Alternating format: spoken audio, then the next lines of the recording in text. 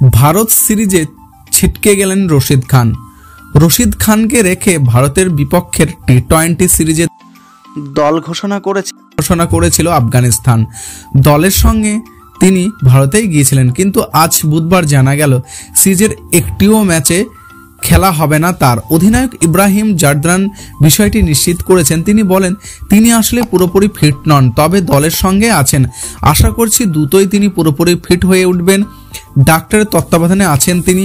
এই সিরিজে আমরা তাকে খুব মিস করব। তাকে ছাড়া আমাদের হয়তো কিছুটা সমস্যা হবে, কারণ দলের জন্য তার অভিজ্ঞতা খুবই গুরুত্বপূর্ণ। তারপরেও আমাদের এগিয়ে যেতে হবে, কারণ এটা ক্রিকেট এবং এই ধরনের যে কোনো পরিস্থিতির জন্য আপনাকে প্রস্তুত থাকতে হবে। বিশ্বকাপের পর তার কোমরের নিঃশংসে অর্থাৎ অস্ত্রোপচার হয়, সেটা থেকে সেরে ওঠার প্রক্রিয়ার মধ্যে আছেন তিনি।